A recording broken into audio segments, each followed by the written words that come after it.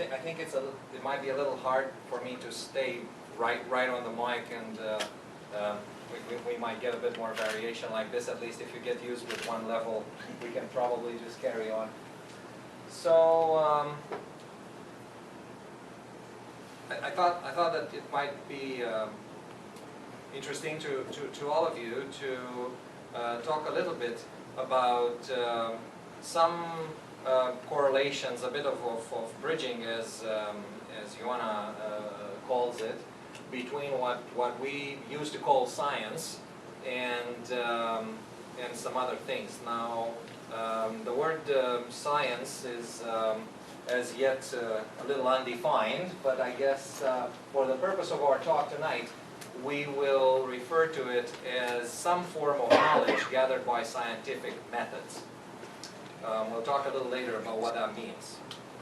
So, a lot of what we have if we just look around us and inside us as well, we will very quickly notice that a lot of the issues that exist out there do not come from nature, come from us in one way or another. Either through things that we've made, hardware kind of stuff, or concepts that we've filled our heads with over millennia. We take a whole lot of that away, and all of a sudden a lot of our problems seem to just vanish. And I'm not saying to give up everything and go to the Himalayas. Please do not leave now. So all I'm trying to say is trying to go to a bit more a natural state of our person might be a good thing. The other thing which happens in nature is everything that's living is in movement, which means evolution is part of nature, of the natural world. And somehow, I mean, I don't know about you, but the picture that you get as you grow up, and especially as you crawl along the educational system, is of this static kind of, you know, we've been frozen in time for 10,000 years, and the only progress is that now instead of going in a bullock cart, we're taking a high-speed train. And you know, it's probably not quite like that. Just think about the things that we used to worry about 100 years ago. I mean, let alone 3,000. But 100 years ago, nobody worried about ecological problem, and nobody worried about interpersonal relations and all sorts of other things, or how to get to a state which is maybe really close to truth with a capital T. There's simply not, I mean, maybe one in very many millions worried, but it's not like 20% of the population like now. So clearly our awareness has evolved over the ages, and we think there's a little bit of proof that it's evolved a little bit along these milestones. And we have to wonder, is this world looking like we've gotten there? And, you know, Daddy, when are we getting there, right? Are we there yet? This is a very important question. A lot of people ask themselves, are we there yet? Well, hopefully when we leave tonight, we're practically there, but a lot of the time it doesn't feel like we're there. The last piece of assertion is that, you know, I'm lucky enough to be a pediatrician, and I work with babies. I do baby intensive care, and you know what? Babies are all good practically. A lot of the problems that we have by the time we're 30, 40, 50, and a few more, just it's very hard to see them. We start fairly well. It's just a matter of what we do with that a lot of the time. Well, we all want to be happy, and a big part of being happy is being healthy. Now, what is healthy? Again, we a lot of the time we interpret it as the absence of pain, the temporary absence of pain. But even the World Health Organization is not what they call it like that. Health is really a self-defending state of our person that is resilient in itself, has this flexibility and ability to withstand challenge and to preserve itself. At the emotional level, I mean, we have to go back to that underground. Is an underground of a little bit of enjoyment going through everything that we do. Because if it is, we're doing well. But if it isn't, clearly there's a little room for improvement. And on a psychological level, and we'll talk about this in a minute, where's the present in all this? Are we always a little bit lost between rehashing the past and planning the future? And if we sort of sort our thoughts one by one, you know, it's going to be a lot like present, present, no present, future, future, past, past, past, past, future, past. The present is simply going to be very little in there. And most of us are here because we feel a little bit like that, so obviously the caption is too small for you to see. But what the gentleman says, he says, there, I heard it again. So we get a bit of a glimpse that there's something slowly pressing, and we're not quite sure what it is and how we're going to get out of there. But we have a little bit of a feeling that if we don't move on to a new level, if we don't take it to a new level, there might be some consequence somewhere in some future. So, what's scientific? Well, this gentleman, Sir Karl Popper, spent a lot of his life last century reflecting on that. So, he pretty much gave the new modern definition of what's scientific, in the sense that it is an affirmation, a statement, that could conceivably have some experiment around it that could potentially prove it wrong. So scientific has to do with the courage of making a statement that can be verified or refuted. So it has nothing to do with truth or with absolute truth or anything like that. It just states that it's the essence of a method. And we have to, I think, confess to ourselves that some days we have switched from blindly following some sort of concept to blindly following some other sort of a concept, and they're just all a bit concepts. And in medicine, I beg you to believe me, we change concepts every couple of years, and we keep talking all the time about the evidence-based medicine, but let me tell you that evidence changes every other year, and what we do changes every other year. So if we take that as, you know, the ultimate truth, we're going to be horribly deceived. This doesn't mean that the doctors shouldn't know everything that's to be known at a certain time. We just have to understand that people who spend their life studying this have clearly brought it back to us to say, let's not confuse these two things. Truth might very well intersect with science or scientific method, but neither is the guarantee for the other one, not to a certain extent. In fact, he went as far as to say that science is great because we, you know,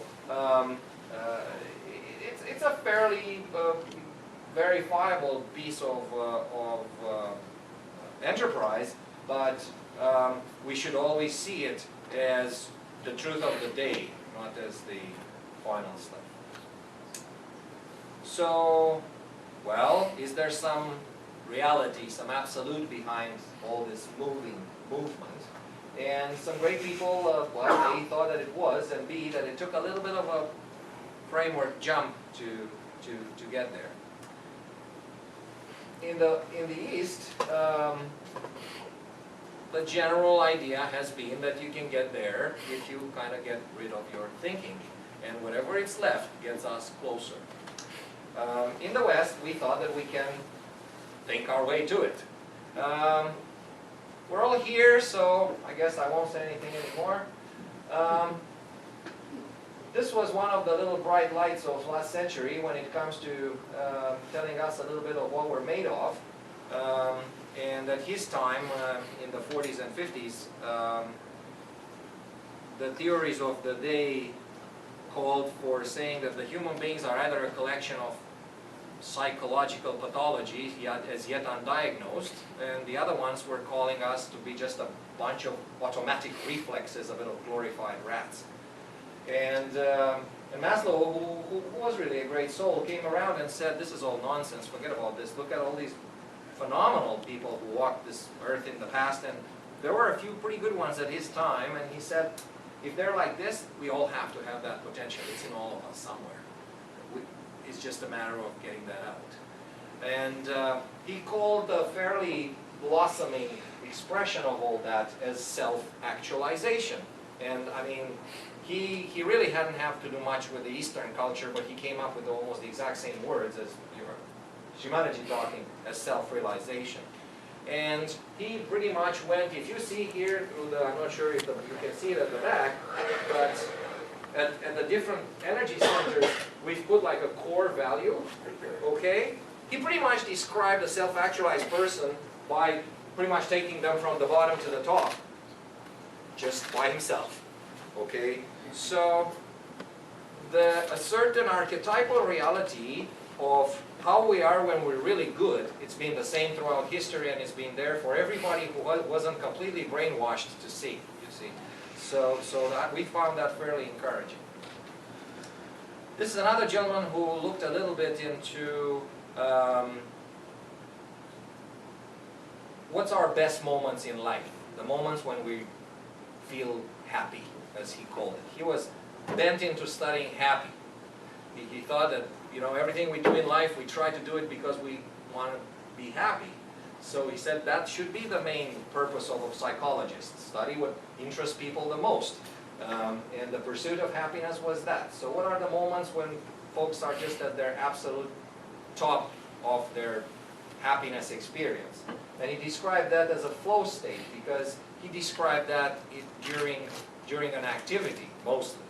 So when we blend sort of enjoyment with great productivity and a feeling of selflessness. So you put this all together, and you know, maybe Michael Jordan in the third quarter with Utah, you know, in '87. Something like that. When you know, it's just the person dissolves into that thing which looks perfect that's happening in the very present. So he also said that if you want to spread this over the rest of our life, because obviously, you know, if you're a great doctor or a great surgeon and you just feel totally in the zone when you do surgery and the rest of your life is a mess, that doesn't make you a very successful human being. So the idea is to spread that around, and he pointed to the fact that if we move on to a self that's motivated by inner goals rather than outer goals, and he called that the autotelic self. I'm not sure why that word is missing, should be by its own inner meaning and goals. That's what we got. So, just a little bit of neurobiology here, because I thought you would like that.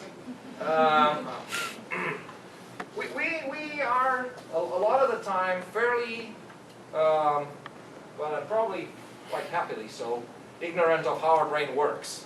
And I have to tell you that it's quite spectacular to see how things that Shimaji said over and over 40 years ago, a few $1 billion later, we are finding bits and pieces that sure enough they all fit. And even this left and right brain separation, which now it's a bit the rage, please believe me, there was none of this 15 years ago, okay? It's all new. So, in fact, so new that if you go on TED Talks, and you know, just Google that, there was this neurologist and neuroscience researcher, her name is Jill Bolton, B-O-L-T-E-N, I think, who actually describes how she felt when she had a stroke. So having a stroke as a neuroscientist was obviously a fascinating experience. But professional driver on closed circuit, please do not attempt this at home. And she lived these concepts. And she ended up on TED Talks just because these concepts aren't really quite fully everybody's slice of bread. So our left brain, right, so the ending of the right channel, the yellow channel right there, it's what gives us the I-ness. And I mean, I remember there's some of the very first talks of Shimaji in the early 70s where she says, you know, the mental projection, you know, our mental activity, it's always a linear thing. And lo and behold, we have discovered that our left hemisphere actually, or the ego, the part that she was talking about, actually it's a linear processor. So now it looks very cool in top journals to describe this just like that. It's also fairly clear that it's a planning module. Okay, we assemble there. It's an assembly line for actions. The problem is with that left hemisphere is that it cannot find meaning. That's not its problem. Its problem is to draw the road, but the road towards what? It doesn't know. The other hemisphere has to decide what's the destination and how does it all fit together. So it tells the destination to the left side, then the left side puts it all together, says, just like your GPS lady. You can tell I'm not from here, right? So, and we had to defeat the GPS lady a few times driving from downtown Toronto. So thank God for our right hemisphere, because otherwise we would have never gotten here. And so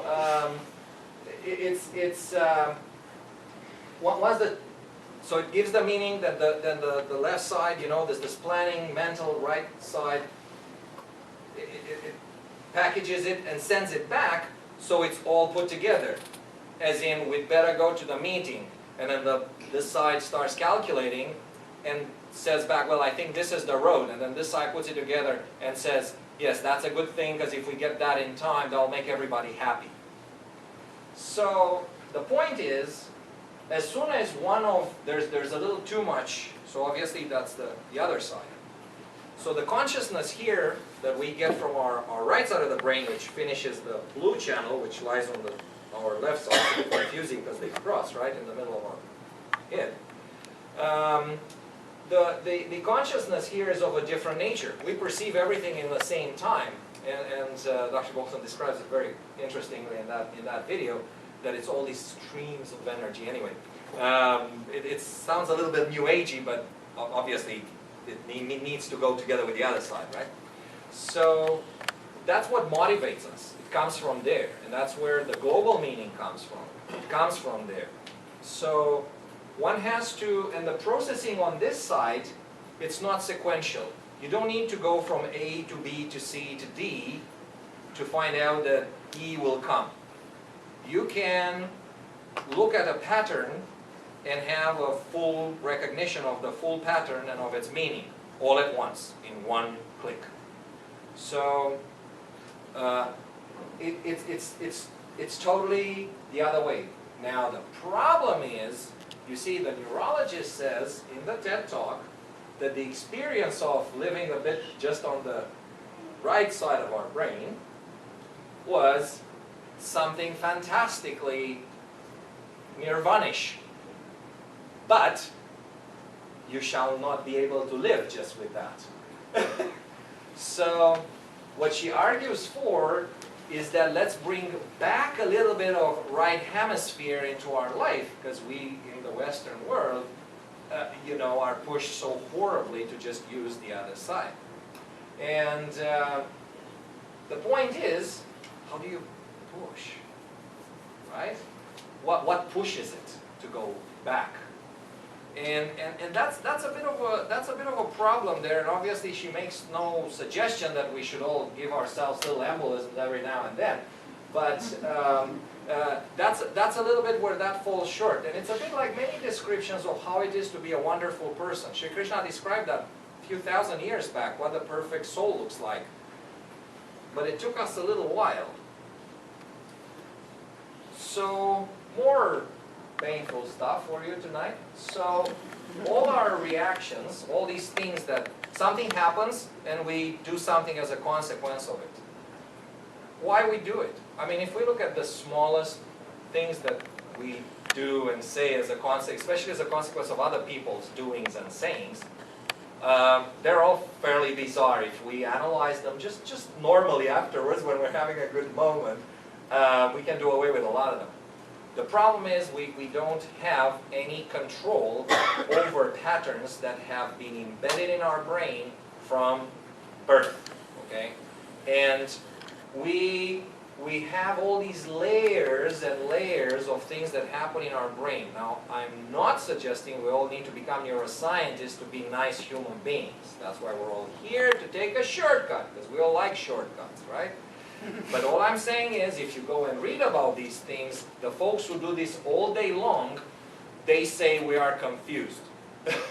So clearly what we need is to step out a little bit and say, haven't we solved this problem already? So just to overwhelm you with the last beat, this is just to basically the final knockout. 12th round, Fraser with Cassius Clay. So this slide wants to depict what the innermost part of our brain is bombarded with every second, okay? And this is input from the everything which is in our tummy, okay? And the funny thing is it modulates all the stuff from our senses, okay? And all this is stuff that we do not control in any way, okay? But guess what? It has eventually a great effect on things like memory, motivation, mood, integration of everything, how we put it together. So there's this huge amount of stuff that happens in the background that determines a huge lot of what we are and that we are completely unaware of. Okay?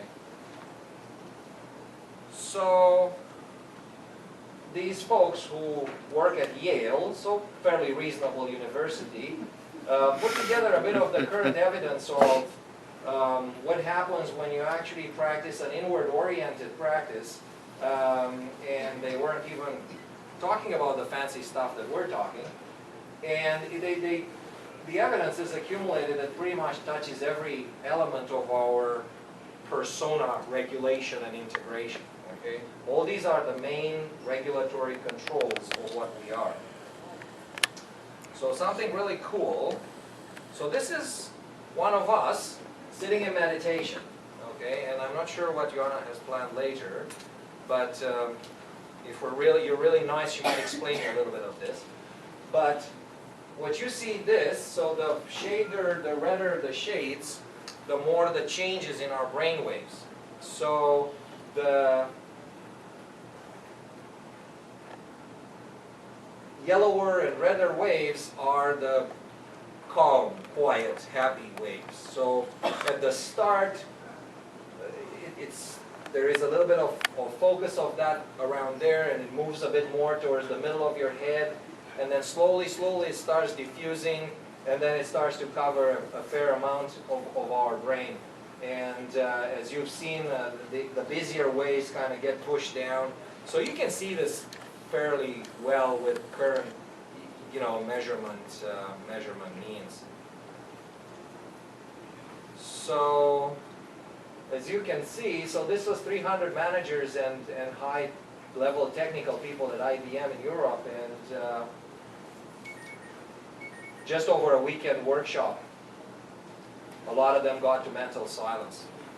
So essentially what we're talking about is reaching a state where the system looks after itself, because we cannot look after it with our mind. So what we want is to pass it on to some sort of a caretaker that's going to look after it. And that caretaker is, as Giovanni was saying, this motherly energy that we all have in our sacrum bone. And it's quite interesting that the Greeks called it sacrum, which is sacred, when they described our spine, and there's a few segments fused, right, above our tailbone, and they call that as the sacred bone. So I mean, we have all sorts of bones, really, like the same. So there was a little bit of an insight about this. By the way, this drawing, it's totally, not Peter's creation or mine. This is thousands of years. You'll find it in every culture all over the world, all over history. So the question was how to get there. Well, now we can get there because, as we were saying in the beginning, our awareness has evolved. We are evolving, and our awareness has reached this questioning stage, as in, when are we going to get there? Well, as it happens in practice, soon. So once we've got to ask ourselves that for about, 50 years or so, time has come to be able to get there. And we propose that this is just very natural. It's the natural evolution of who we are and where we're going to go. And this has been said from scriptures of thousands of years ago to very smart people doing science last century, this century, and all we have to do is just experiment with it, be scientific about it. Okay, I could show you a whole lot of other stuff, but I think I'm going to stop here, and we'll see you later. Okay?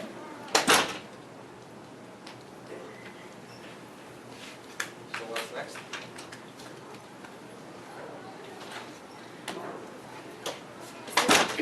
Andrei, because it's your last day here, please can you just lead meditation, a short one, and then we'll just remain in silence.